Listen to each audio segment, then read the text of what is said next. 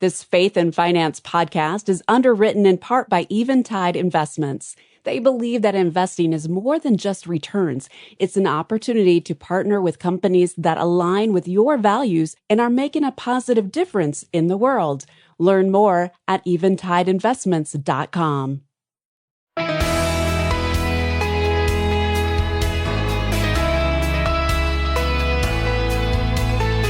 When we invest our hard-earned money, we naturally seek a financial return.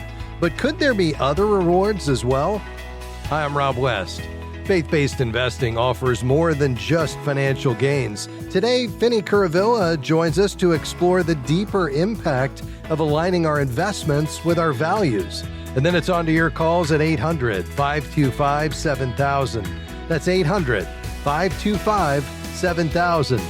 This is Faith and Finance, biblical wisdom for your financial journey.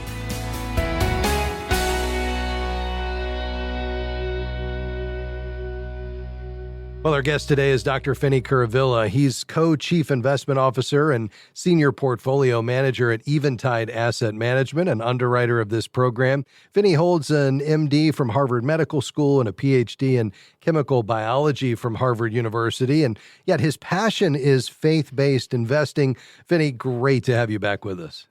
It's great to be with you, Rob. Finny, at our recent Kingdom Advisors Conference, you highlighted three benefits of faith-based investing. They were integrity, impact, and performance.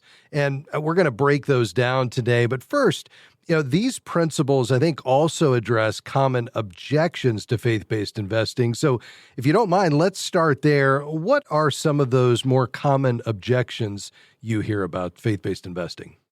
Yeah, thanks, Rob. There's three main objections that we hear, and certainly Christians can have different views on these, but let me give you our take on these objections. Sure. The first objection that we hear is, I'm not responsible for the actions of the companies that I own. And the way that we normally respond to that is by saying that investing is ownership. When someone is investing in a publicly traded company or a private company, you own shares in that company, which means you're a part owner. And that means that you are in some way connected to its actions. So if you owned a small business and that business were, say, afoul of the laws, that would reflect on you. And in the same way, we would say that if you own partial stakes in a publicly traded company, that you're connected to those actions as well. Yes. The second objection that we hear is, what difference does it make? These are big companies.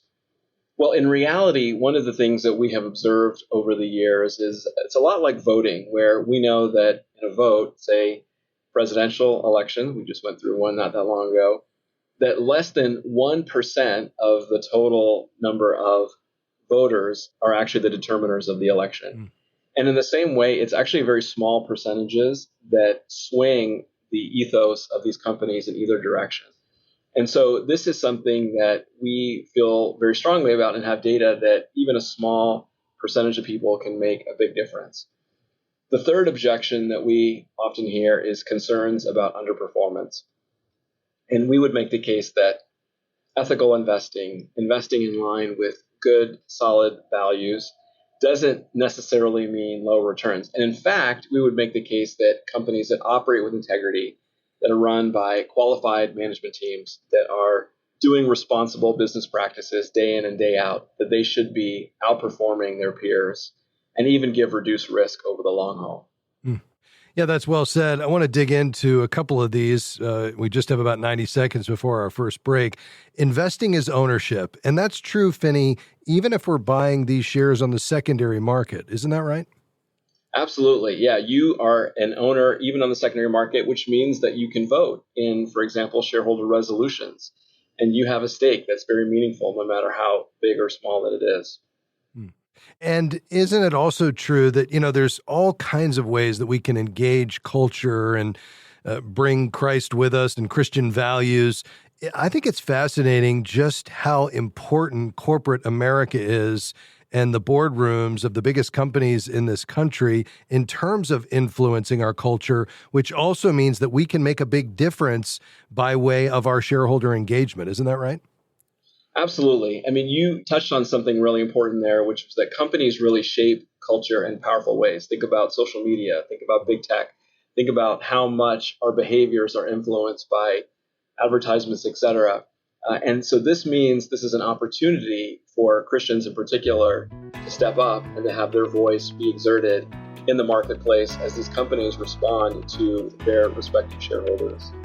What an opportunity. We're talking faith-based investing today with Dr. Finny Kuruvilla. He's co-chief investment officer and senior portfolio manager at Eventide Asset Management and underwriter of this program. When we come back, 3 benefits of faith-based investing: integrity, impact, and performance. Don't go anywhere. We'll be right back.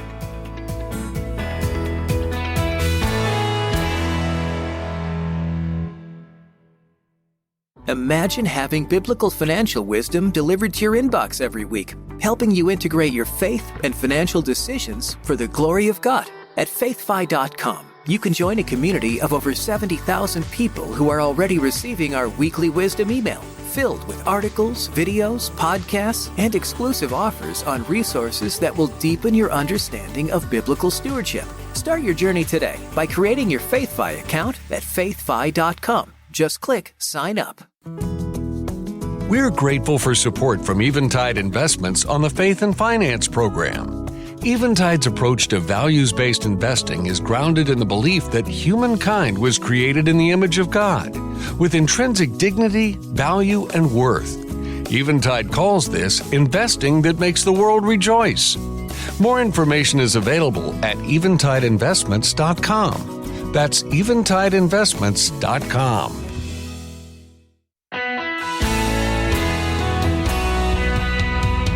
Thanks for joining us today on Faith and Finance. I'm Rob West. With me today, my friend Dr. Finny Kuruvilla. He's co-chief investment officer and senior portfolio manager at Eventide Asset Management, an underwriter of this program and a real leader in faith-based investing. And Finny was a teacher, was a part of the faculty, if you will, of our recent Kingdom Advisors conference. And he had the opportunity to teach on really some of the key benefits of faith-based investing: integrity, impact, and performance. And I'm looking forward to unpacking some of these. Finny, you started by talking about some of the common objections. One of those you said is, well, I'll underperform if I choose faith-based investments, essentially limiting my universe of investments to those that align with my values. And yet you said there is compelling data out there, even empirical data, that would say not only do you not underperform, it can be a source of outperformance, right?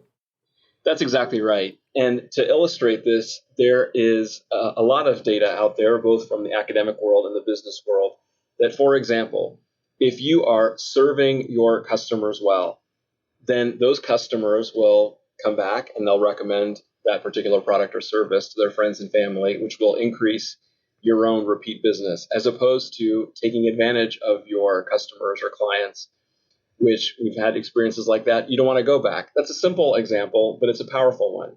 Similarly, companies that are adding value to their employees, where people just love to be at work there. They love to be advocating for the company. They bring their best self to work. Those are the kinds of companies that outperform over the long haul. So it shouldn't be a surprise that companies that are adding value as opposed to extracting value are the ones that do the best over the long haul. Yeah, I love that. You're exactly right. It should be true, and I love that the data says it absolutely is. All right, let's dive into these benefits a little deeper. The first one, of course, is this idea of integrity. Share with us how faith-based investing upholds integrity and why that should matter for our listeners as Christian investors.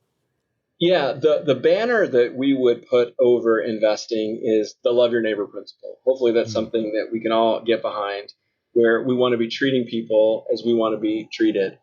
That's the positive statement. The negative statement would be, for example, from Proverbs chapter 1, where the father is speaking to the son, and the father tells the son not to pursue what he calls ill-gotten gain, which means gains that comes from exploiting others or taking advantage of individuals. So, for example, tobacco or gambling. There's a lot of those stocks that are in, say, some of the largest ETFs and funds that are out there. And we would make the case that that's taking advantage of human weakness. And that's something where we don't want to be participating in those kinds of hollow returns. Investing with integrity means loving our neighbor and trying to seek their welfare. That's something that should be compelling to those of us who are especially faith-based investors. Hmm. Yeah, I love what your coworker Jason Meyer says when he talks about really the purpose of investing is to supply capital, and really the intent of business is goods and services, right? So it should be good for our neighbors and it should serve others, correct? That's absolutely right. Yeah, it's not bads in taking advantage. It's goods and services. And sometimes we forget that business at its core is supposed to be adding value to society. And we live in an era now where people are more suspicious of business because sometimes we've forgotten the purpose of business. And one of the things that we as investors, we as financial advisors can be doing is getting that positive dimension of business back into view, which should help us to build trust again with the wider public. Yeah, I like that a lot. Now let's talk about the real impact that's possible, Finny. Some people might argue that investing in alignment with Christian values doesn't really make a difference. Explain how that's not true. Yeah, one of the examples that I love to talk about is the example of apartheid in the 1970s. So apartheid was a system of separation where the blacks and the whites were segregated, different restrooms, different water fountains, etc. And there were a lot of attempts from governments. There was an embargo. There was a lot that tried to bear into that problem. But in fact, what proved decisive was a relatively small group of Christian investors in the United States who worked with Reverend Leon Sullivan, and they petitioned Ford and General Motors to abolish the system of apartheid within the companies themselves. So to have, for example, integrated restrooms, et cetera, within their own facilities. And those shareholder resolutions were adopted. And then after Ford adopted it, Goodyear followed, and the dominoes began to fall. This is a good example of what investors can do, albeit small, with just the strategic use of their influence of shareholder resolutions in order to influence companies toward the good. And so we think there's a lot of examples that are available like that today, where we in the faith-based and Christian community can use our influence to promote the common good and human flourishing. Finny, in your presentation, you talked about total return in God's economy, and I think this is a big idea, and a lot of investors miss this. So talk about the connection between integrity and impact and how they contribute to financial success. Yeah, this is a big topic. And normally when people will talk about total return, they just mean share price return plus dividend return. But we would make the case that that's too small of a picture of what return looks like. In fact, you should think about total return as extending beyond financial gains into integrity and impact. So I like to think of total return as being an equation where it's total return equals financial return plus integrity plus impact. And how do you put a price on integrity? It's something that we would say is priceless. Impact, how are the investments that we're making changing the world and shaping the world in ways that are either in line with our values or hostile to our values?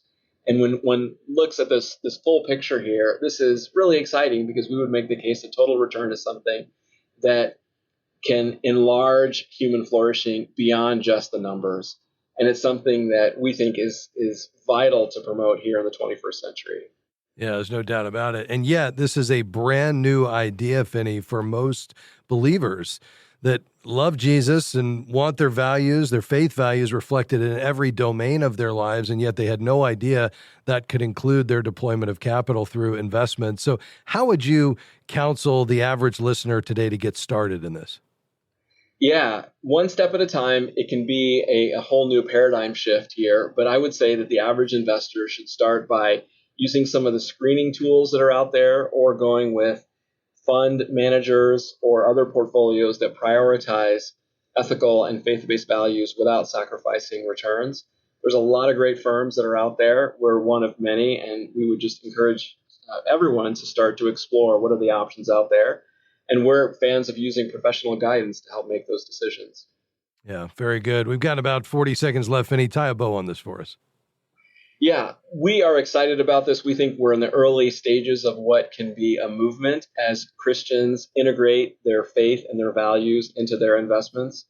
that integrity is not at odds with our investing. It should enhance our investing if we're intentional and use professional guidance to build portfolios that honor God while maintaining that kind of strong growth profile that we're all hoping to achieve. I think that's well said. I appreciate your leadership in this space. Incredible thinking, incredible products there at Eventide. Thanks for your partnership and for being here today. Thanks a lot, Rob. Great to be with you. Our guest has been Finny Kuruvilla. He's Co-Chief Investment Officer and Senior Portfolio Manager at Eventide Asset Management. Learn more at eventidefunds.com. All right, your calls are next. The number, 800-525-7000.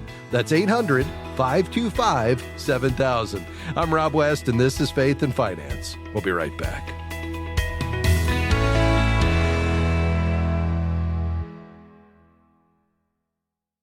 We are grateful for support from Crossmark Global Investments. They are a faith-based firm with a goal of offering values-based investments to help align financial choices and faith, ensuring a portfolio that reflects what matters most. Crossmark does this through investment solutions that span the capital market spectrum, from large cap to small cap strategies, including equity, fixed income, and balanced strategies. They are led by industry veteran Bob Dahl, CFA, a regular guest on the Faith and Finance program. More information is available at crossmarkglobal.com. Empty stomachs, waterborne illnesses, hopelessness. These are harsh realities for impoverished African children, but you can make a difference. Join with Cross International to share the love of Jesus with a child in critical need today. Each gift of $62 provides a child with life-saving resources. Give now at crossinternational.org/faith or 866-843-9500 and help kids go from barely surviving to thriving.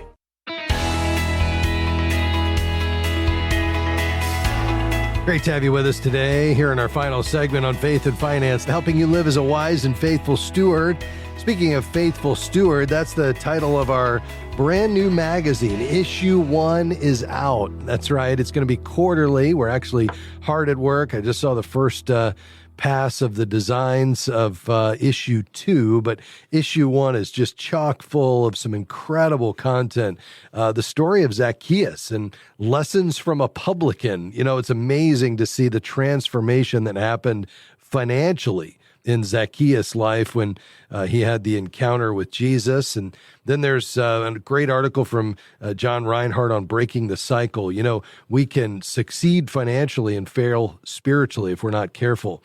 And then the implications of being a steward of God's resources, the importance of wisdom over wealth, not being anxious about tomorrow, whether we should lend to family and friends and some of the rules there, seeing our budgeting as worship, setting a financial finish line, dealing with money and marriage, helping our kids grow in generosity. 13 different articles, beautiful illustrations, and I'm confident that if you read Faithful Steward, you will be more effective and more faithful in managing God's money just because of the incredible wisdom that's here, and it's full of Scripture.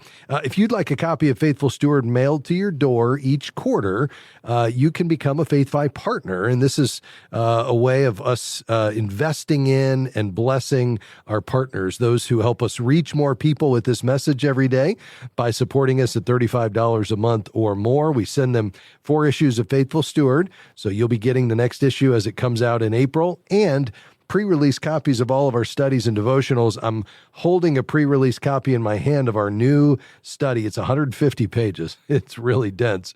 It's called Wisdom Over Wealth, 12 Lessons from Ecclesiastes on Money. And this is our new study that's coming out in the month of May. You'll get this as well. If you'd like to become a Faith5 partner, boy, we'd certainly be grateful. Just head to faith5.com and click Give at the top of the page. And with a gift of $35 a month or more, you'll be a partner, and we'll get all of these resources out to you every quarter. Mike is driving in West Palm Beach. Go ahead, sir. Hey, Rob, how are you today? Good. Thanks for calling. Okay, so my wife and I inherited a house from a family member, and it's out of state, and we would like to keep it and just use it for, friends and family or, whoever, people from churches, let, whoever use it. We don't want to rent it. We don't want to do anything like that. And I didn't know what your thoughts were about that in general. Yeah. Well, obviously, it's a blessing to be a recipient of a piece of property. I think you're right to consider, in light of your values, not just the financial bottom line, but in light of your values as Christ followers, what is God leading you to? And it could, in fact, be exactly what you're describing. What a blessing to have a place like that for folks to use. I think as you think through that, a couple of thoughts come to mind for me. Number one is, where is the property located? It's in Ohio. Okay. And you're in Florida? Absolutely. Okay. Yeah. So that's the first thing, is just, do you have somebody on site in Ohio who could help you to, or in fact, oversee the property? Because if not, you're a long distance landlord who doesn't receive rent because it's sitting there. I think the second thing is, I appreciate your desire to let friends and family and even church members go stay there. But is that, is the location and the property, some place that would be desirable for those folks where it would actually get used? We'll come back to that in a second. And then thirdly, it could prove, and I'm not saying this is a reason not to do it, but it could prove to be more of a headache than you might think, because if it's unoccupied much of the time, it could be vandalized. Things go wrong and nobody's there to find them. If you have a water leak that goes on for weeks, obviously it can create significant damage and you don't know about it. So that's where the damage comes from as it sits. I mean, sadly, these days it could even fall prey to squatters. I mean, that's happening more often than not. So I think, those are perhaps the things to think about. Who's going to oversee it? What about it being unoccupied a lot of the time and the challenges that come with that? And then thirdly, despite what your intentions are there really folks that would use it and get a lot of use out of it to make it worthwhile? But give me your thoughts on those. So I thought about almost exactly what you said, pretty much to the T. I was concerned about the location. It is in a good area. It's not it's in a spot that I think people will use it too. It's going to be a little troublesome for us to use it a lot because of the distance. It's like, you'd have to fly or do you drive? And so my wife and I talked about it, and we thought that, I said we were going to commit to 1 year. Let's commit to a year and say, hey, if we're going to use it over that course of a year, if it gets used enough, as far as the taking care of it, it's in a very small little community where there are a few people that I've contacted and that have been contacting with me through there that would be able to oversee it. They actually want me to keep it. They want us to keep it. They don't want it to get sold or anything for, obviously, it's selfish purposes, but Sure. Whatever. They have, the best. They have a vested interest. Place, I think. Yeah. Correct. So I thought about all of the things pretty much like you thought, and I just wanted to see if you had any additional thoughts. I'm glad that you considered the same things. Yeah, that's helpful. And I'm glad that we align there as well. I mean, just piggybacking off what you just said, a couple of things come to mind. Number one is I love the idea of you having this kind of trial run, because then you're not going through the hassle of selling it. You can always sell it a year from now. And who knows, maybe interest rates are a little bit lower. And so it might even be a little bit more attractive to buyers at that point, if we're in a better interest rate environment. And it gives you this 1 year period to see, are we going to use it? Are friends going to use it? Family, others from church. And you might find 6 months in or even a year, you look back and say, we didn't really use it. And so we're paying the property taxes and we've got this additional kind of thing to occupy our time and attention. Even though it's out of state, it's still kind of in the back of our minds. I wonder what's going on with the house. And you just decide it's better to let go of it. I think the other thing is just to think through what's possible with that money. I mean, if you don't need it, maybe you sell it and give the money away. I mean, use it to fund a donor advised fund, and you could do some really cool things. Or maybe you buy a place that maybe is a little closer or in a more desirable location, someplace that you and the family would really use. You guys would be super excited about, using it on a regular basis, and maybe it's even a little closer to home. So, but I think giving yourself some time to figure all that out makes some sense.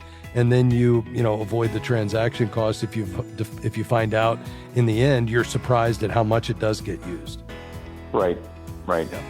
Yeah, I appreciate that. That's exactly what, we thought exactly the same thing. I thought about, hey, if we sold that and bought something in this area that we would probably use a lot more.